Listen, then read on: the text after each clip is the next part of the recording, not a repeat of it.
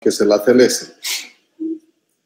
Es de las únicas facultades de medicina que tienen el programa de trauma en el ATLS y los únicos que tienen también cirugía mínimamente invasiva dentro de la formación de pregrado, lo que es en cuarto año.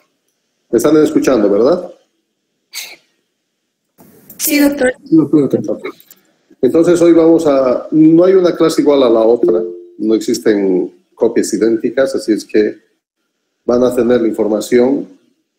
Si es que esta no la he subido, me lo piden nomás, vamos a subirla en forma oportuna. Y vamos a tocar dos temas importantes hoy día. Uno es el elemento central de la formación ahora en la pandemia, que probablemente no les han comentado sus profesores, porque no lo han hecho definitivamente, ¿verdad? Es que la pandemia ha marcado un antes y un después en el tema de formación.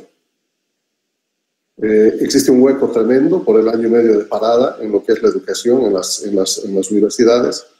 Y ahora, o sea, no hay excusas que somos un país del tercer mundo, que somos pobres, que no tenemos recursos. No existen excusas porque ahora todo el mundo ha partido en iguales condiciones a consecuencia de la pandemia. En diciembre del 19 partió la pandemia en la China, en Wuhan, y se empieza a expandir a partir de enero, llega en marzo a Bolivia, ¿verdad? Y se declara la alerta sanitaria, y llegó igual a Chile, a todo el continente, unos días antes al Brasil, Ecuador. Entonces todos partimos en las mismas condiciones, solo que todas las universidades, yo diría, gran parte de las universidades más importantes de Latinoamérica partieron a un ritmo acelerado, entre tanto nosotros íbamos pensando si había que hacer algo para mejorar la educación o mejor era dormir el año y medio como lo han hecho. Y lamentablemente estas son las consecuencias.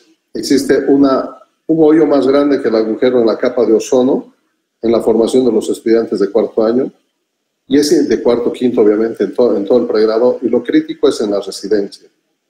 Si una residencia quirúrgica dura un año y medio o dura 3 años, la residencia de cirugía, de ginecobstetricia, imagínense cómo van a egresar esos residentes profesionales con un año y medio de pérdida. El 50% de su formación no hicieron todo lo que tenían que hacer. Quizás han aprendido algo de COVID, pero lamentablemente el nivel de formación es muy bajo. Nosotros hemos trabajado, yo trabajo muy de cerca con la Universidad Católica de Chile, y todo ese tiempo yo he estado viendo qué es lo que se puede hacer más en la educación, ¿no? Y se logró muchos avances, y uno de ellos es el que yo les voy a mostrar hoy día, por ejemplo, que es la simulación. La simulación es el método fantástico que ha demostrado todas sus virtudes y cualidades durante la pandemia, porque es acá donde se necesitaba la participación del estudiante en el 90% y la guía o el tutor en un 10%. Y los resultados con la simulación son realmente buenos, y la simulación no solamente en el área quirúrgica, sino en varias áreas de la medicina. Entonces vamos a empezar con lo que es simulación, programa 2021. Voy a empezar a compartir a partir de este momento.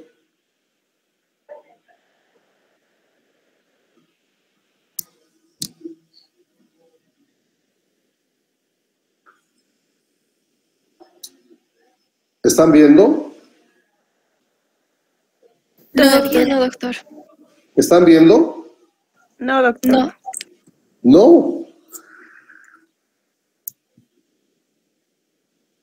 A ver, compartir.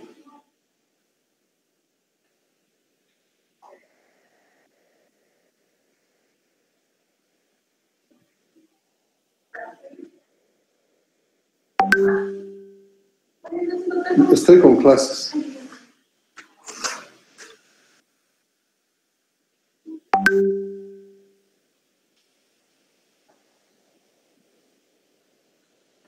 ¿Ahora sí?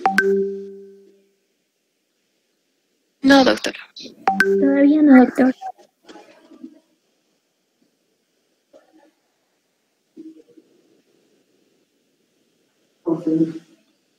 Estoy intentando partir. compartir ahora. ¿No? Presionas aquí. Comparto. Ahora ya están viendo todo tu pantalla. Gracias. Ahora sí, ¿verdad? Sí, doctor. Bien.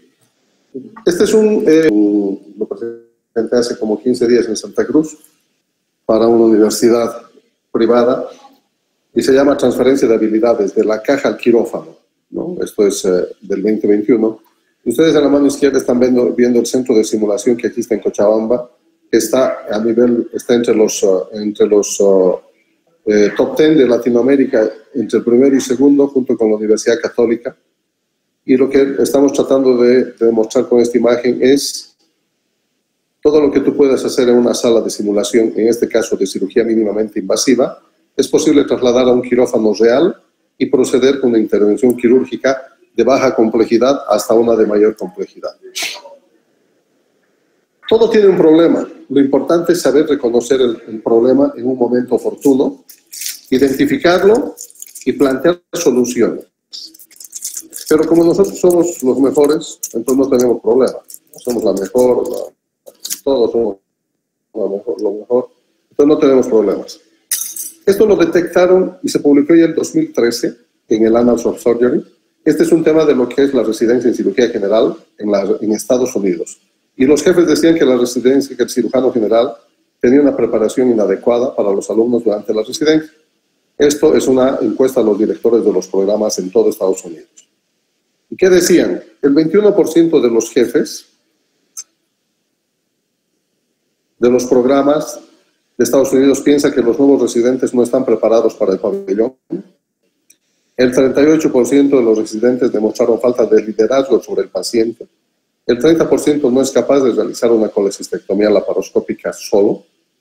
Y el 66% era incapaz de operar sin supervisión durante más de 30 minutos. Esto se evaluó 10 años después, o sea, 9 años después, 8 años después.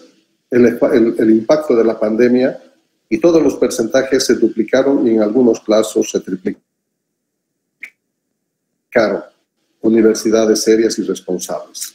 Que además se vio que no eran capaces de manipular el tejido en forma traumática.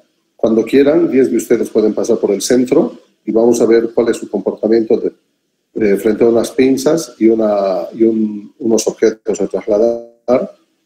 El 26% era incapaz de reconocer los planos anatómicos por falta de la habilidad visual y manual.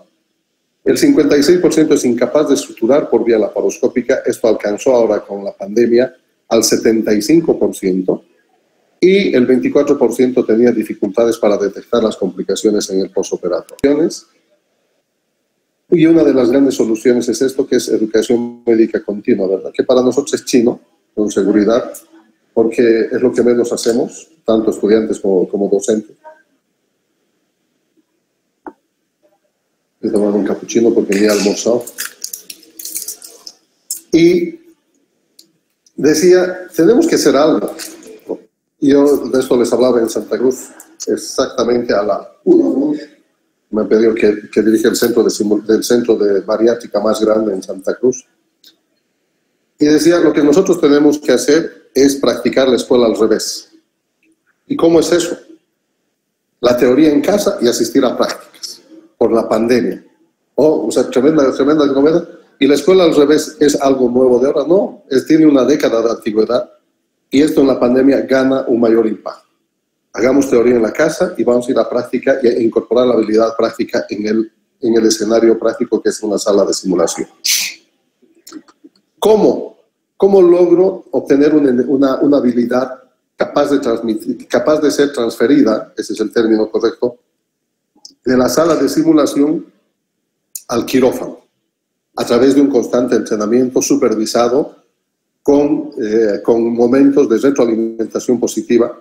¿Y esto es posible hacer en pregrado? Por supuesto que sí, con un nivel de intensidad menor, acorde al avance de cuarto o de quinto año. Pero es más importante una semana médica, ¿verdad?, que pensar en tener una sala de simulación con equipos adecuados que nos permitan incorporar. ¿Y existe algún programa de entrenamiento que pueda ser validado? O sea, que puedan validar las habilidades y decir, Este estudiante ya ha hecho 120 horas de entrenamiento en simulación. Ha ejecutado los ejercicios del 1 al 10 y ha entrado dentro de los tiempos quirúrgicos, esto con una escala de evaluación objetiva que es el OSAT, ¿verdad? Y cumplió los tiempos, calidad de movimiento, número de movimientos adecuados, el tiempo transcurrido, el tiempo recorrido durante el ejercicio. Todas las variables han sido comprobadas y han sido validadas en su determinado momento. Por lo tanto, este estudiante ya tiene una capacidad para poder realizar los mismos procedimientos en el vivo con menor dificultad. ¿Y esto es algo nuevo? No, esto no es nuevo, jóvenes. Seguramente para ustedes todo esto es novedoso. En el ángulo superior derecho está el Instituto Nacional de Diabetes y Obesidad. Ese es el logo del instituto que tenemos en Cochabamba. Y a la izquierda es el logo del INSLAB, el Instituto Nacional de Simulación en Laparoscopia. Esto viene de la simulación y hoy día van a ver cifras y se van a espantar probablemente en relación a qué profesiones han optado por buscar niveles de excelencia en simulación, en capacitación en simuladores, para lograr un objetivo. La respuesta es fácil, la aviación. Van a ver números. ¿Y por qué no podemos hacer lo mismo, exigir lo mismo en lo que es medicina, en el área médica, en el área quirúrgica? Porque estamos nosotros trabajando con seres humanos. La aviación lo que quiere es no tener accidentes mortales. Y con el nivel de entrenamiento que tienen, ellos han logrado tener niveles bajísimos a nivel mundial. Van a ver los resultados. Y cuando vean los resultados de lo que es la atención médica que va a verse perjudicada por esta pandemia, van a asustarse. ¿Es posible incorporar habilidades laparoscópicas en 3 años de residencia?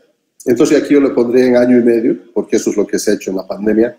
Tenemos que hablar un antes y un después. La nueva normalidad no es esa nueva normalidad que están pensando ustedes, porque cuando lleguen a los hospitales, como están yendo sus compañeros, ahí se dan cuenta el nivel con que se encuentran.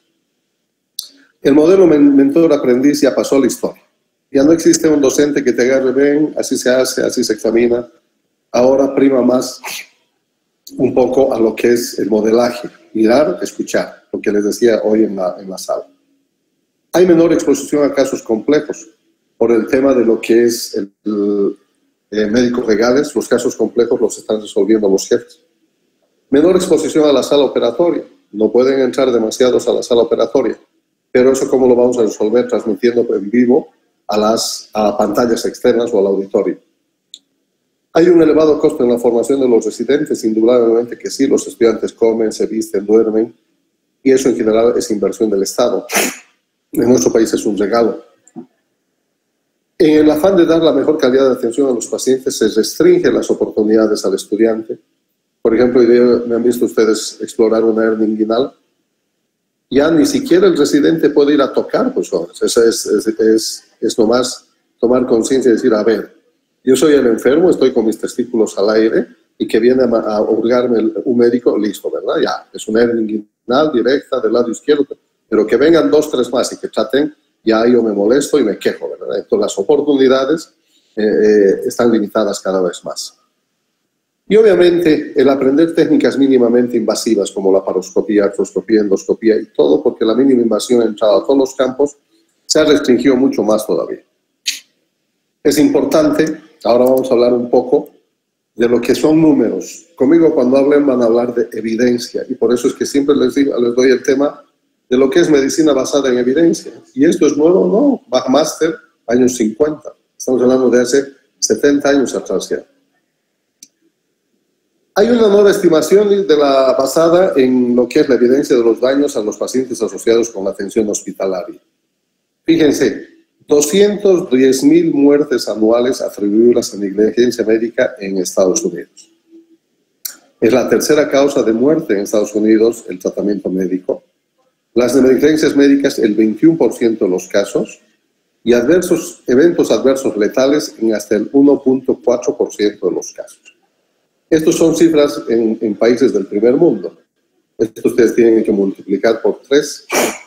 No tenemos los millones de habitantes que tienen Estados Unidos pero el número va a ser, hay que multiplicarlo, de tener en proporción a los 14 millones que somos.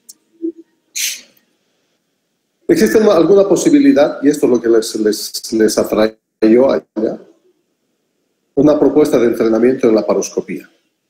Bueno, ¿es posible entrenar a los residentes, a los estudiantes de quinto, cuarto año de internado? Y los residentes, por supuesto que sí.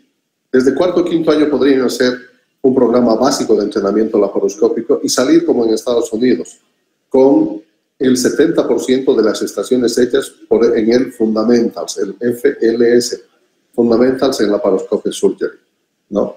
De los 11 ejercicios, de las 12 estaciones que tiene el curso básico, son 7 exigencias para egresar en los Estados Unidos, del programa básico de entrenamiento laparoscópico. Seas psiquiatra, seas internista, seas cirujano, tienes que tener los 7 programas básicos, las 7 estaciones básicas. Y esto complementado obviamente ya con la gente que ha avanzado en el área con un curso avanzado de entrenamiento laparoscópico. Y después de eso ya existen módulos especiales como de vesícula y vía biliar, hernia inguinal TAP. Hoy día hemos hecho un masterclass de hernia inguinal para el residente, un TEP.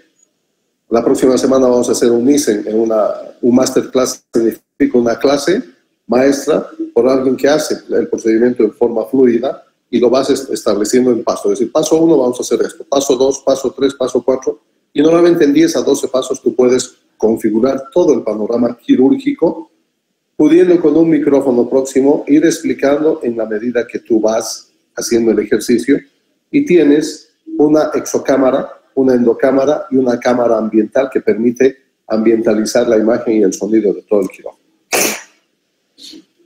¿Y esto cómo surge? ¿No? Sobre ya técnicas de estudio previamente existentes, como el aprender sobre una base. O sea, toda base es buena, pero una base buena que por lo menos sepas que la cefazolina es una cefalosporina de primera generación. Y no me vengas a decir, ay, es un antibiótico. Eso lo sabe la señora María que vende sándwiches en la esquina. Ustedes tienen que saber que las cefalosporinas de primera generación son 5, tienen que saber. Cefazolina, cefradina, cefradolfilo, cefapirina. Y no es posible que no sepan eso. Eso es básico. Mi conocimiento básico forma parte del salto triple. Voy respaldando lo aprendido, reacomodando mis esquemas mentales, ¿verdad? Con nueva información. Refuerzo cada vez lo aprendido y esto a través de un entrenamiento continuo. Estos son los pasos, esto es lo actual versus una base previa de un salto triple. El salto triple es en atletismo, ¿verdad? Es ese salto que tienen que dar con 3 pasos largos y saltar. En lo que es educación, el salto triple tiene 3 etapas. Una base de conocimientos previos que perfectamente yo aprendo sobre una base. Reacomodación de los esquemas mentales, recordando lo nuevo y reforzando lo aprendido, y el entrenamiento continuo que se constituiría en el resumen. Esta es la esencia de lo que es el salto triple y te permite mantenerte actualizado. ¿Y cómo yo puedo saber si lo que estoy haciendo es bueno? Todo tiene que ser susceptible de evaluación. Yo tengo que poder evaluar al estudiante que está haciendo un ejercicio, primero que está satisfecho, que le gusta lo que está haciendo, que no lo está haciendo por obligación. Y que le preguntas, ¿cuánto has aprendido? ¿No? Y si esto es capaz de transferir ya de su entrenamiento a la realidad, ¿cómo te ha ido con lo que has aprendido? Y finalmente el valor agregado, ¿no? Lo que ha invertido la persona o la institución en tu capacitación se llama valor agregado. Y todo esto se llaman los 4 niveles de evaluación de la formación de Kilpatrick, ¿no? Donde tú tienes un nivel bajo, que es la reacción. Tú ves, te fijas en la mirada. Porque, ¿cómo te sientes? Como feliz, contento, pero no demuestra durante el ejercicio. ¿Cuánto has aprendido? Puedes mostrarme. Eliges un ejercicio al azar y vas en la teoría y la práctica. Primero repite la teoría y luego ejecuta en la práctica. Ahora demostrame lo que has aprendido a la realidad, ¿verdad? ¿Y cuál es el impacto que tú has obtenido con esto en tu institución? Acá vamos a ver un video de simulación.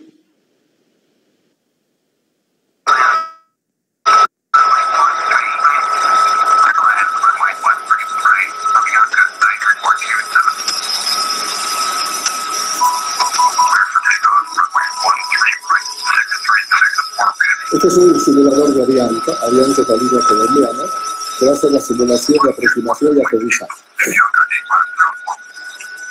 En ambientes climáticos adecuados, donde no hay turbulencia, no hay vientos en contra, y todo está bien.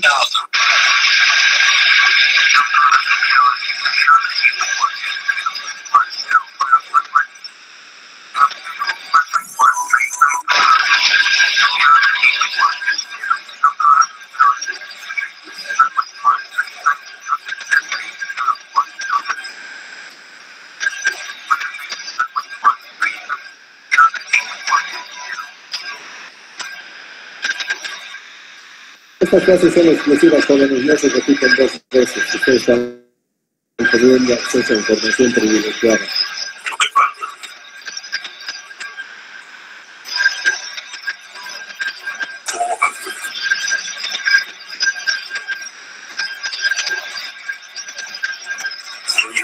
Approaching minimums.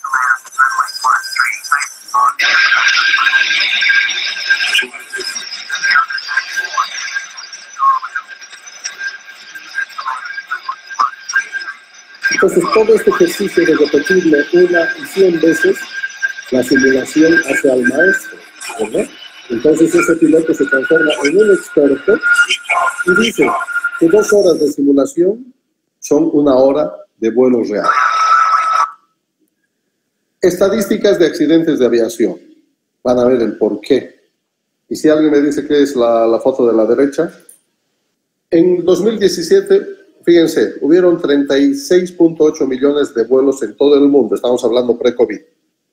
Un accidente cada 7.36 millones de vuelos. Lo bajo, fíjense. Tráfico aéreo mundial estimado de alrededor de 37.8 millones de vuelos. La tasa de accidentes se considera como un accidente fatal por cada 2.54 millones de vuelos. 3 fallecidos de cada 10 millones de pasajeros. Si fallan 3, han visto las tasas de mortalidad asociados a maniobras médicas. Dice, la seguridad aérea aumenta. Si la tasa de accidentes hubiera permanecido igual que hace 10 años, habrían habido 39 accidentes mortales el año 17 que estos bajaron. Esto muestra el enorme progreso en términos de seguridad en las últimas 2 décadas. Este es el avión de Malasia, ¿sí?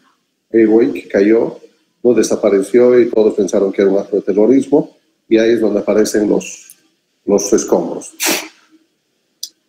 Ahora, las muertes en accidentes aéreos se multiplican por más de 12 en el 2018. Se registraron un total de 15 accidentes fatales de aviones de pasajeros en los que murieron 556 personas, apenas. Aunque el 2018 fue uno de los años más seguros de la historia de la aviación, es el peor que en la media de los últimos 5 años. El balance corresponde a Aviation Safe Network, organización de los Países Bajos especializados en información de seguridad. Esta es la que constantemente está reportando. Y fíjense estos datos. Ahora, estadísticas 2020, accidentes en aerolíneas. Y obviamente esto cambió por el COVID, porque ya estamos todo el 20, fíjense, fatalidades 314, 8 accidentes. ¿Pero esto por qué? Porque bajaron los vuelos. Acuérdense que acá el mapa de los vuelos era impresionante y acá se pudo incluso determinar la cantidad de vuelos de personas fallecidas en enero, en febrero, en marzo del 20, al momento de lo que es el carreteo, el despegue en ruta, el aterrizaje, el descenso y el aterrizaje, ¿verdad? Entonces, en cada uno de estos momentos es que uno puede determinar, y los pilotos están entrenados precisamente para enfrentar dificultades en cada una de estas fases. Nos vamos a algo menos sofisticado que una aviación, ¿no? Lo que es el parapente. 1 de cada 560 parapentistas fallece.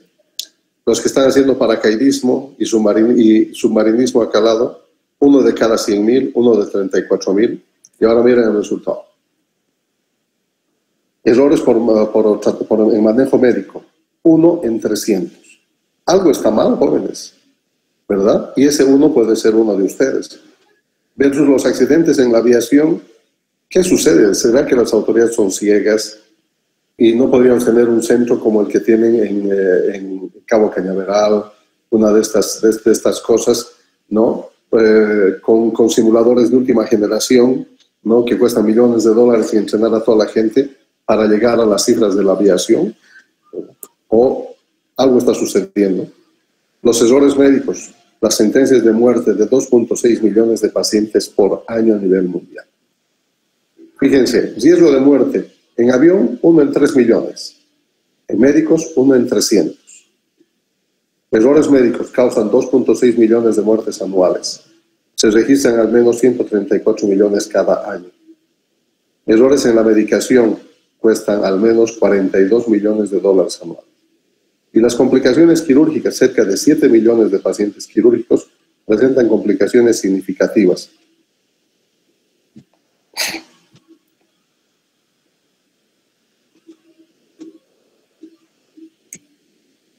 Un millón mueren durante una intervención o después de ella. Entonces son cifras que preocupan y los centros formadores deberían tener en mente esto para optar por medidas más actuales, dinámicas, que permitan un cambio en la educación. ¿Es posible medir la transferencia? Por supuesto que sí. Ya les dije, 2 horas de vuelo simulado equivalen a 1 hora de vuelo real. Estos simuladores tienen todas las condiciones para simular una tormenta eléctrica, para simular un pájaro que se entra en la turbina, un apagón de la turbina. O sea, todas las condiciones que se van a dar en el momento y poder salir de las mismas con menos costos. ¿Y esto en base a qué? A entrenamiento. Entrenamiento en simulación laparoscópica. Y si no logramos esto, es que definitivamente la pandemia no hizo media en nosotros y todos han quedado probablemente 1 año y medio atrás. Porque los que sí estamos nos hemos ido reinventando. Reinventando en el contexto qué más podemos hacer para mejorar nuestras condiciones de aprendizaje y poder transmitirlos a las instancias que se interesen. Innovación en simulación. Nosotros hemos llegado a lo que es la telesimulación y ahora estamos con lo que es la simulación remota y asincrónica híbrida. En una alianza estratégica, esto, ya el grupo humano de 20 personas ahora se están preparando en la parte híbrida y remota. Y lo asincrónico viene en la medición, que va a ser a partir del 1 o del 2 de octubre, donde se va a hacer por primera vez en Bolivia un programa de simulación remota, sincrónica e híbrida entre lo que es la Universidad Católica de Chile y el INSLAB Cochabamba. ¿Y cómo se logra esto? A través de programas ya avanzados en entrenamiento laparoscópico que ya han sido probados. Acá ustedes pueden ver curvas, estas son las escalas globales, el OSAT, escalas globales y tiempo específico, a la izquierda globales y a la derecha el tiempo específico. En estas escalas objetivas uno puede evaluar el número de sesiones. En la medida que ven en la barra horizontal, el número de sesiones, este es el programa avanzado, 16 sesiones, y acá la escala, el puntaje global, ¿no?, obtenido, que va de 0 hasta 25, y tú vas viendo cómo en la medida todos parten con una baja habilidad, y entre lo que es la cuarta y la quinta sesión han adquirido el 80% de la habilidad. A partir de eso, en las siguientes estaciones, todos van a ir incorporando la habilidad, pero ya no sin un cambio significativo, sino lo que va a cambiar es en tiempo, en los puntos claves, sobre todo en la cuarta sesión, si se fijan, es acá donde la mayor parte incorporó la habilidad, y a partir de esto se empieza a definir el número de sesiones, el refuerzo, y esto en el contexto del gimnasio. Que cuando terminas todo, tú ya estás capacitado para hacer el ejercicio en la vida real, y con una supervisión de un profesor, tú tranquilamente ya vas a poder ejecutar procedimientos básicos como una colecistectomía laparoscópica, como una apendicectomía. Y en base a eso, progresar con el resto de las maniobras. El programa avanzado de entrenamiento, el antes y el después, ustedes van a poder evaluar ahora en unas imágenes. Este es el gráfico, ustedes van a tener acá un grupo de estudiantes de primer año de residencia, ¿no?, que han tomado van a hacer el curso de entrenamiento en cirugía laparoscópica, y entre todos ustedes, siempre acá del grupo de 20, por ejemplo, siempre va a haber uno que es el talentoso, ¿no?, aquel que ha nacido con el iPad bajo el brazo y se nota la habilidad. El promedio acá y los que tienen más dificultades, generalmente con los que tienen un poco más de años. Todos parten, incluso el talentoso, miren cómo parte el talentoso acá. Segunda, tercera, cuarta y quinta, prácticamente todo el grupo, incluido el talentoso, han incorporado la habilidad. A partir de este momento, fíjense, ya va a ser el cambio mínimo, porque todos están próximos al puntaje de 20. Y ellos van a llegar al nivel de experto en la sesión 16. ¿Eso de cuánto tiempo estás hablando? Aproximadamente son 180 horas de trabajo alterno. Y fíjense, ahora la diferencia entre lo que es el promedio bajo con el talentoso, acá se estrecha. El talentoso sigue siendo talentoso, está bien, bueno, pero los promedios lo han alcanzado, la mayor parte, y todos han incorporado la habilidad. Entonces, de un previo, fíjense cómo todo el grupo ha incorporado la habilidad con estándares muy próximos al nivel del experto. Y al nivel del experto es aquel cirujano bariátrico que hace promedio entre 6 y 10 cirugías bariátricas semanales. Las variables adecuacionales a medir, normalmente uno puede determinar la distancia total avanzada. Esto es cuando empiezas con las dos manos, ¿no?, para hacer el ejercicio, y un ejercicio que tienes que hacerlo en 48 segundos, repetir ida y vuelta. Normalmente la primera vez que lo haces te lleva 5 minutos, ¿no? Y eso medido en distancia recorrida fácil pueden ser 150 metros.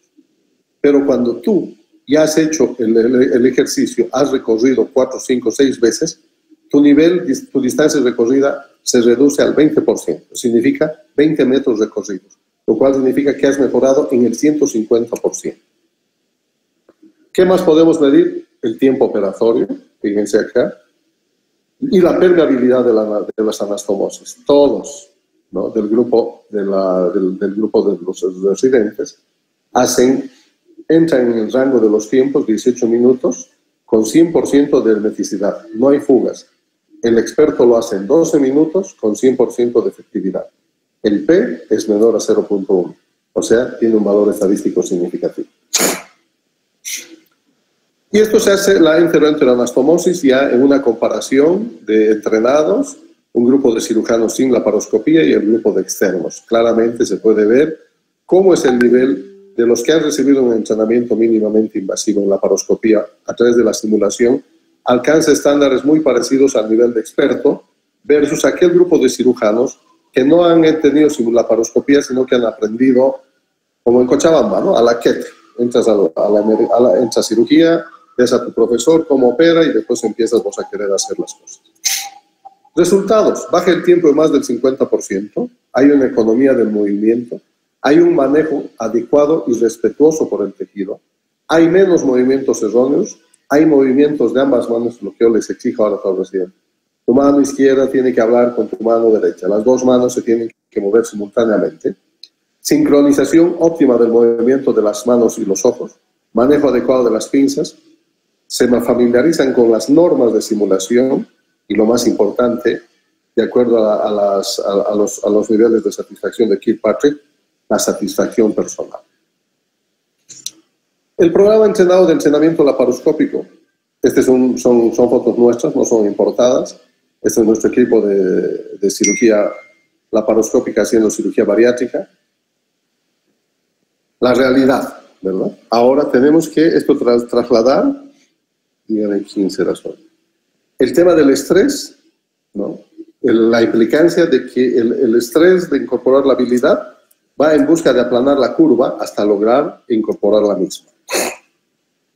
Nosotros hemos tenido resultados, ¿no?, donde hemos podido demostrar que han realizado el procedimiento, el 65% de los cirujanos generales tuvieron que suspender el procedimiento y los pacientes sin complicaciones al mes postoperatorio. O sea, del grupo de cirujanos que habían aprendido la laparoscopía por su cuenta, no pudieron continuar con el ejercicio. ¿Qué ha ocurrido con la formación del residente? Antes de la simulación, operaban promedio de 23 cirugías laparoscópicas.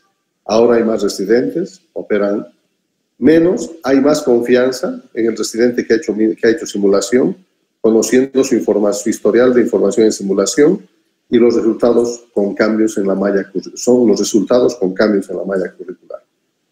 No sé cuándo pueda llegar a nuestra facultad esto, esperemos que una década, ojalá, ¿no? Donde todo esto ya se puede incorporar desde lo que es preclínicas, pregrado y posgrado, ¿verdad? Deberían tener mínimo 7 estaciones para poder pasar. Y es una gran inversión, es menos que pintar el techo de la facultad.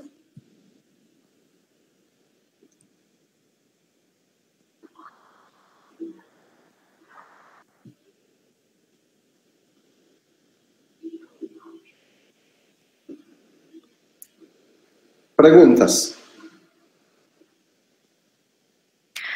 Doctor, buenas noches. ¿Qué hospitales tienen estos simuladores para los residentes? ¿Quiénes están manejando estos simuladores? Conmigo pregunta tu nombre, Esmeralda Peñasín, ¿eres? Sí, doctor, perdone. Ok. Ningún hospital, la Caja Petrolera tuvo en su momento, este es un instituto privado, el INSLAB, que está frente a la emergencia del Hospital Birman, el 7º piso de la Cruz del Sur. Ahí está el Instituto Nacional de Diabetes y Obesidad, toda la planta, y un sector de 60 metros cuadrados es el Instituto Nacional de Simulación. Ahí ahorita están trabajando ahora 8 doctores, hay 10 simuladores, y nos están llegando los últimos 2 simuladores el 2 de octubre, que tienen la capacidad de hacer simulación remota y asincrónica. ¿No? ¿Eso qué significa? Que puedo tener yo un estudiante en la India y yo soy parte del equipo de instructores evaluadores a nivel internacional. Entonces yo puedo ver el ejercicio que estás realizando vos en el simulador, corregir, o sea, retroalimentar verbalmente con un audio o con un pequeño video y te digo, estás equivocando en este paso. Tienes que mover las manos de esta manera para corregir el defecto que has adquirido y vamos a empezar a mejorar los tiempos y los resultados. Eso se llama retroalimentación y esa es la parte asincrónica, ¿no? La evaluación no es instantánea. Tu ejercicio subió a la nube y tu evaluador internacional que te tocó está trabajando, está haciendo todas sus cosas y es una pena que estudiantes piensen que uno se tiene que someter. Yo sé que tengo que entrar en horario, pero cuando sea presencial, ¿verdad? Entre tanto, son ustedes los que tienen que ponerle ganas para intentar aprender. Y yo en el tiempo que tenga libre voy a entrar y voy a revisar tu ejercicio y te voy a retroalimentar máximo en 24 horas y te voy a decir, acá en el segundo 20 hay un movimiento equivocado en la mano izquierda, hay que corregirla de esta manera, un audio o un pequeño video para decirte se hace así, ¿no? Eso es lo asincrónico. Y lo remoto es que el evaluador no te conoce, ¿no? Se te ve en la pantalla, sabes que es el doctor Grajeda, yo sé que es la Esmeralda y listo, pero seguramente nos separan miles y miles de kilómetros. Genial, doctor, muchas gracias.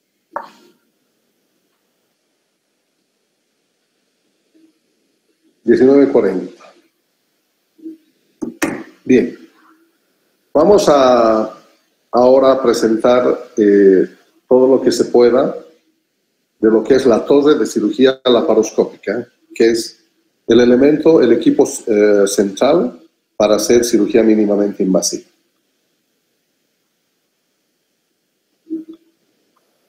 ¿Están viendo? Sí, doctor, se ve. Ok. Una torre es la imagen que ustedes están viendo ahí. Tiene un monitor médico, grado médico se llama, porque los píxeles son distintos a un televisor normal.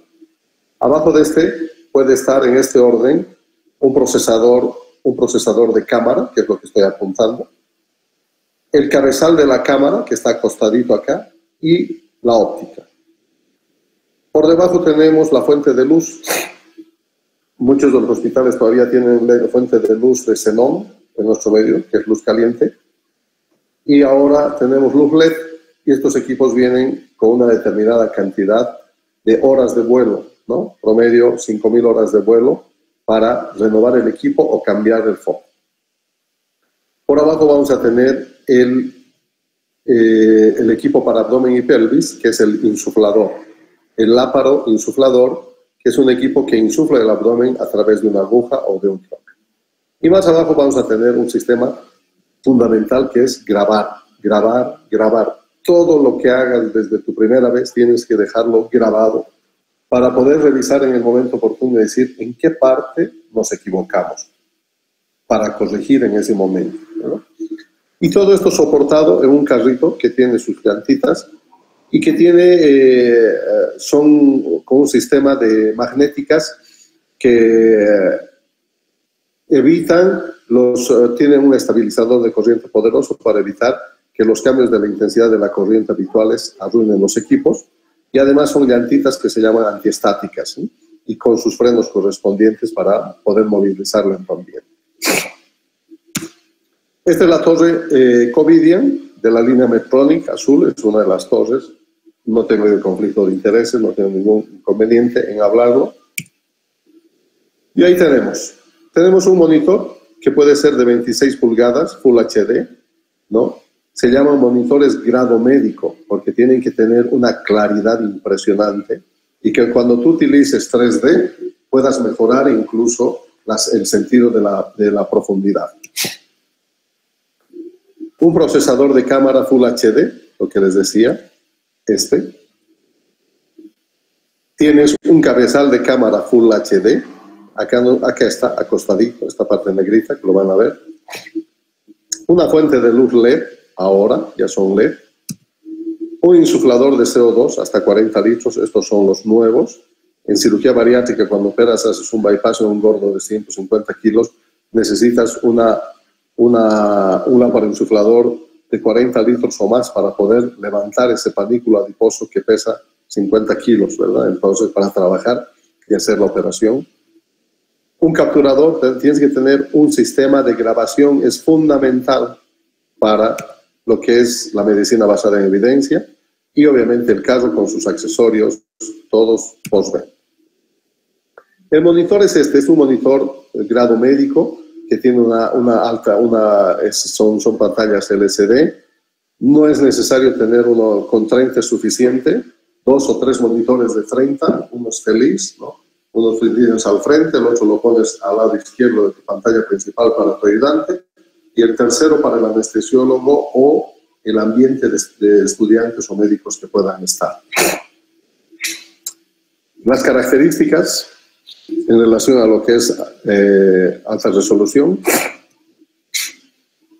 Y este es otro detalle importante, que son táctiles y con menú programable desde el cabezal de cámara que está en la mano del ayudante o del cirujano, o hacerlo directamente touchscreen, ¿no? Hacer los cambios directamente en la pantalla, que pueden estar con una bolsa estéril protegida. Además de esto, tienen que tener un adaptador, ¿no? Y el formato, que es el que está utilizando tu equipo en ese momento.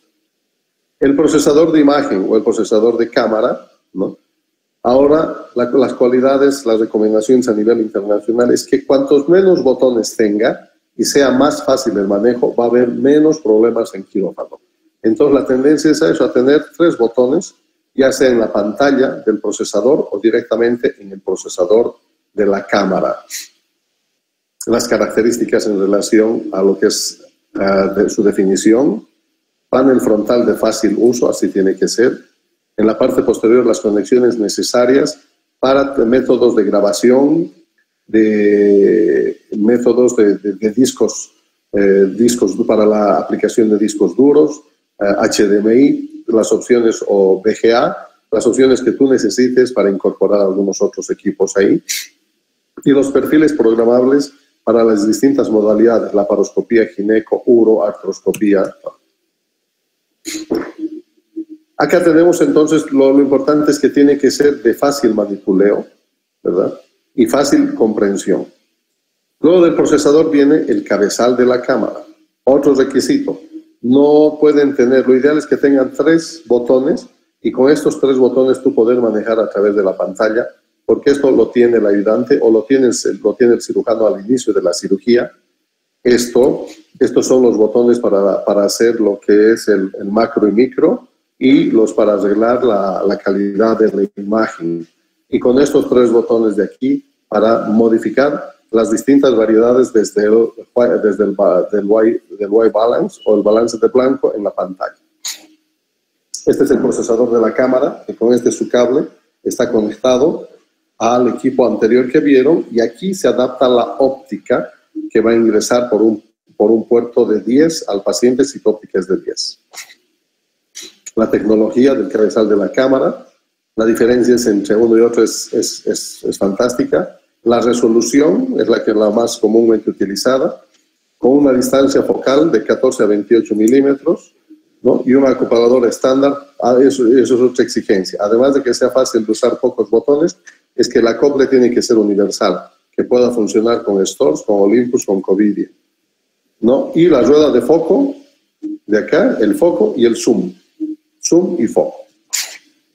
Y los tres botones programables. Entonces aquí tienen ustedes el cabezal de cámara con las características, y a través de estos botones tú puedes optar por las siguientes opciones de balance de blanco, la intensidad de la luz, el zoom digital, el parar, el tomar una foto, ¿verdad? Yo quiero una foto de este momento, paras y tomas la foto, la captura y los algoritmos que son fáciles de entender. Esta es la calidad de los entornos que uno tiene que tener, ¿verdad? Ya se terminaron las épocas de operar como en Londres, ¿no? Con humo y viendo poco, y a pesar de que exista eliminación de humo, existen tecnologías que con cambios de color te mejoran la imagen instantáneamente. No se puede ver. Esta es la calidad de imagen que vemos en nuestro quirófano, ¿verdad? En artroscopía, el shaver haciendo la regularización de los elementos articulares en una rodilla, y el otro componente, el láparo insuflador. Es el equipo que va a introducir el CO2, un CO2 tibio a la cavidad abdominal, va a distender la cavidad abdominal en una determinada presión preconfigurada en la pantalla de acá, una presión límite máximo aquí, que normalmente se utiliza 13 milímetros de mercurio, con un volumen, un flujo de CO2 no de 40 litros por minuto, ¿no? Con un gasto total que yo voy a ir viendo de lo que consume. Tenemos los filtros para la salida del CO2. Es un insuflador eléctrico que tiene, o sea, hay hasta de 60 litros actualmente para bariátrica, ¿no? La insuflación automática desde 1 litro hasta 10 litros instantáneo, y la presión normal de 1 a 30. No hay que cometer el error de llevar más allá de 15 porque es peligroso. La compresión de la vena cava disminuye el retorno venoso y puede provocar fallas de bomba.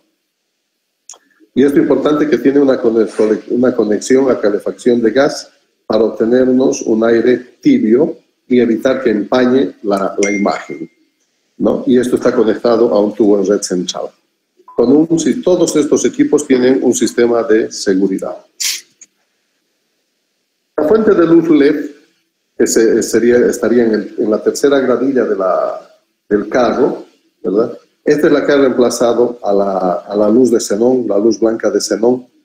LED, aquí eran 20.000 horas, el promedio que tiene estos focos de los equipos que no son patentados. Y esta fuente de luz normalmente te va a durar con 20.000 horas, estamos hablando de casi 5 años.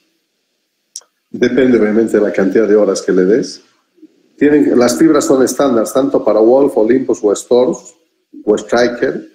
Tiene una seguridad lumínica del 5%, obviamente del uso y el cuidado que le des a la fibra óptica. Tú puedes controlar la intensidad frontal hasta 1400 lúmenes, el 100% desde el cabezal de la cámara. Ahí tienen control del cabezal de la cámara. Y de esto, en mi opinión, el grabador. Es el accesorio más importante de una torre de mínima invasión, porque cuando tengas un accidente en la vía biliar y te des cuenta que has seccionado la vía biliar al día siguiente porque sale bilis por el conducto y tu paciente está histérico, y le haces una CEPRE y ya está ligada a la vía biliar, está clipada a la vía biliar, entonces ahí es grave la cosa, ¿no? Se te sale el alma y quieres escapar, lo único que quieres hacer eso. Y dices, ¿y en qué momento fue? Porque yo soy tan capo, ¿cómo pude haberme equivocado? ¿No? El ser humano es así, es el infalible. ¿Y cuántas cirugías has operado el último mes? Una. Ah, no creo, amigo, que estés bien preparado. algo está sucediendo, ¿verdad? Entonces yo ni loco me hacía operar contigo que operas una al mes, ¿verdad? Entonces el sistema no falla, el procedimiento, la tecnología excepcionalmente falla. Lo que normalmente falla es el recurso humano, pero el recurso humano no tiene la capacidad ni la humildad de reconocer y decir, yo no estoy altamente capacitado, sino decir, falló la máquina, bajó la intensidad, se arruinó esto y lo otro, cuando la tecnología no falla. Debería tener un disco interno para poder almacenar información, es lo más importante. Conexiones a todas las opciones USB, VGA, puertos para los discos duros, una pantalla LCD para navegación fácil que tú lo puedas manejar táctilmente. Esto normalmente no es posible manejar desde el cabezal de la cámara, sí, en parte lo puedes hacer del cabezal de la cámara, y esto es lo más importante, la data de la cirugía y de los antecedentes del paciente. Conociendo los nombres, entonces yo voy a poder revisar las veces que sea necesario, y aunque no haya tenido una complicación, si estoy en fase de aprendizaje, entrar y revisar en mi casa y decir, ¿qué ha pasado? ¿Dónde falló? ¿Qué está ocurriendo con mi mano izquierda? ¿Por qué no se está moviendo como la derecha en forma sincrónica? Y este es un carrito que es importante desde las características de desplazamiento, las superficies para contar y la capacidad de contener.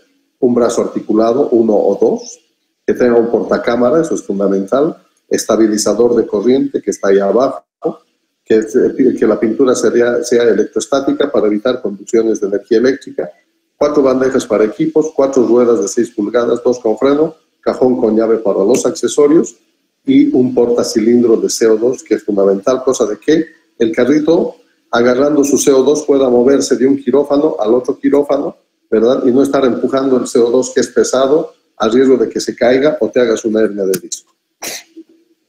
Las conexiones normalmente, estamos a 5 minutos, normalmente están en la parte posterior de cada uno de estos componentes de los equipos, ¿no? Y cada uno de estos tienen accesorios de gran utilidad para incorporar videograbadores, puertos USB para recibir accesorios USB, para recibir discos duros, ¿no? Y las ópticas y fibras. La fibra es fibra óptica, ¿no? Lo mismo que hay en el Internet, que va en estos sistemas, por lo tanto, una angulación en más de 30 grados va a romper la fibra óptica y va a disminuir la calidad de la imagen. Esto va introducido en la fuente de luz LED, y esto va conectado en esta otra parte, por la parte cortita, a la óptica que está en el procesador, en el mango de la cámara. Y estas son las ópticas. Aquí tienen ustedes entonces el procesador de la cámara con la óptica. Esta es la fibra óptica que va a estar conectado en este receptor verdecito o rojo. Y esta es la óptica de 10 milímetros que ustedes pueden ver. Una óptica de 10 milímetros, 30 grados. Fíjense, este es 0 grados, termina rectito. Y este es 30 grados porque está un poco chuequito, ¿verdad? Está angulado a 30 grados. Esta es la mejor opción. Ahí ustedes pueden ver un reservorio para la esterilización en plasma baja temperatura de la óptica y la fibra óptica. Acá tenemos la fibra óptica, el sistema, ¿no? Y este es un 30 grados de 10 milímetros con todas las características que tiene para llevar la imagen desde el interior de la cavidad abdominal hasta el procesador de la cámara, la luz que va a traer la fibra óptica, y esto vas a poder ver visualizado en la pantalla.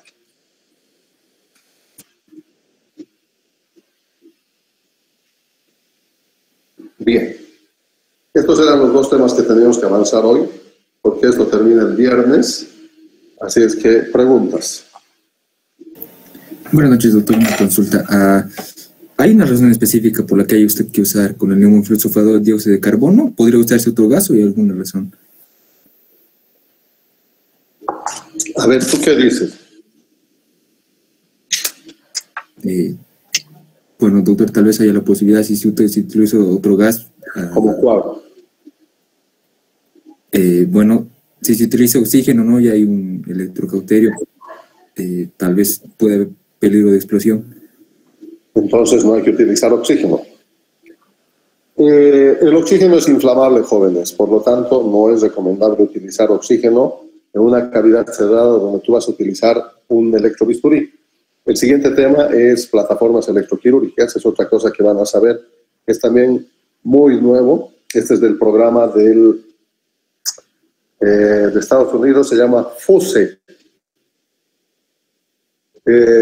Fundamentals of Surgical Electric, así se llama. Es un programa también del SAGES, SAGES, ¿no? La abreviatura, que es la Sociedad Americana de Cirugía Intestinal, donde también es una exigencia tener esta certificación para ser cirujano y ejercer como tal y utilizar un electrobisturí. Es como tu carnet de conductor para conducir un auto. Entonces, no es recomendable utilizar el CO2. Claro, hay situaciones extremas, ustedes van a encontrar en la guía de rotación, que otros gases, podemos utilizar el aire ambiente, puedes utilizar xenón, pero otros gases nobles, con lo que utilizan para inflar los globos. Helio, después hay argón. Helio. Entonces, pero son situaciones que excepcionalmente se deben dar, porque tú tienes que prever y que el gas noble y el mejor es el CO2 para la cirugía. Claro, para preguntas de exámenes, si se acabó el CO2, ¿qué puedo utilizar? Aire ambiente, puedo utilizar óxido nitroso, puedo utilizar helio, ¿no? Eso es pura teoría. ¿Qué más?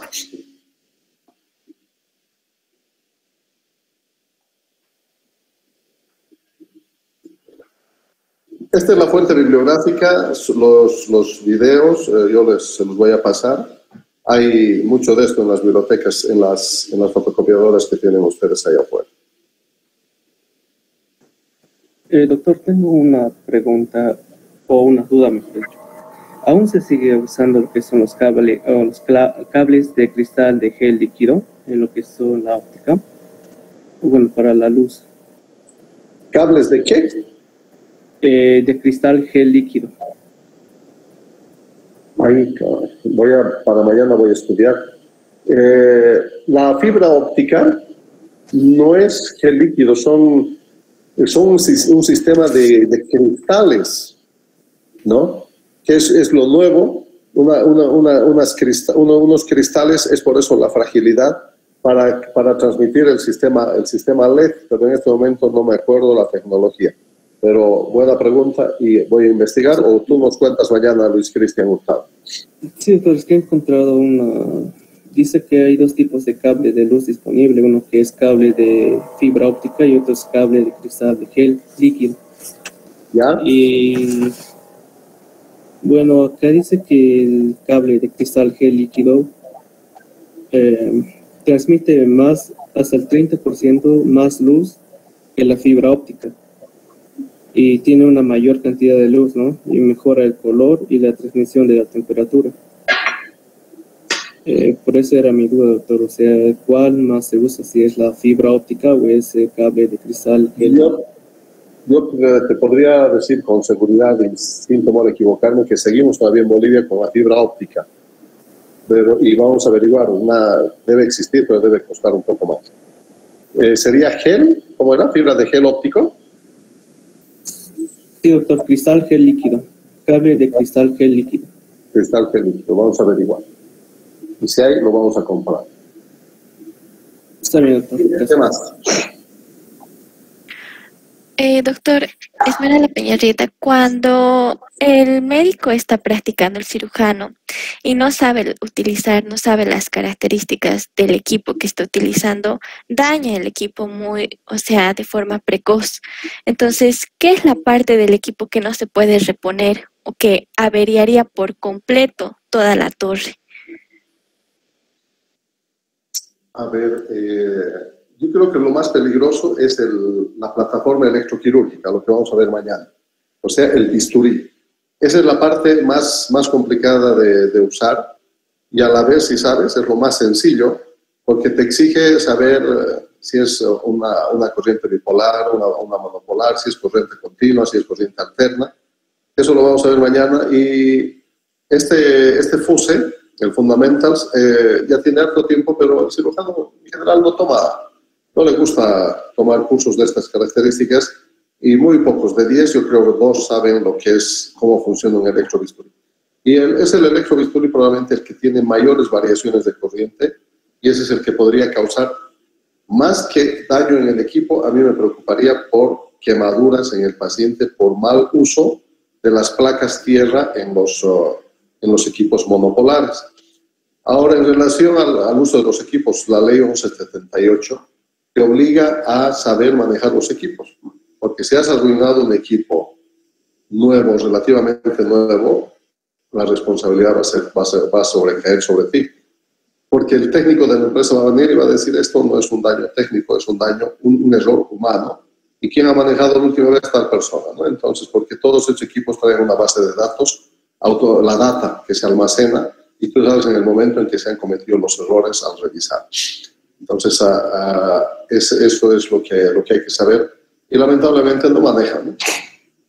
Este carro, por ejemplo, el que hemos visto, tiene triple sistema de seguridad para el tema de la electricidad. Uno, y muy pocos conocen, el primero está en la parte inferior, ¿no?, que bloquea totalmente la llegada de corriente a todo el carro, aunque esté enchufado. El segundo está en la parte lateral izquierda, ¿ya? O sea, el primero, cuando se activa el primero, ya te activa el esqueleto central, la columna vertebral de los equipos, pero todavía ninguno se prende hasta que no activas el botón lateral. Recién cuando activas el botón lateral se activan todos los equipos como arbolitos de Navidad. Y ahí recién, se activan diciéndote estoy listo, ¿no? Y ahí tú apretas el botón off, on, y empiezan a funcionar. Hay que conocer. Yo les digo siempre a los residentes, la torre de la laparoscopía es tu coche de carrera, y a mí me gusta ganar, ¿no? Entonces, siempre tengo que estar seguro de tener el mejor coche y para hacer el mejor tiempo y ganar. Y el beneficio es para nuestros pacientes. Gracias, doctor. Pues a mí me pagan por 1 hora de enseñanza, así que nos vemos mañana a las 7. Ha sido un gusto. Chao. Hasta mañana, doctor. Gracias.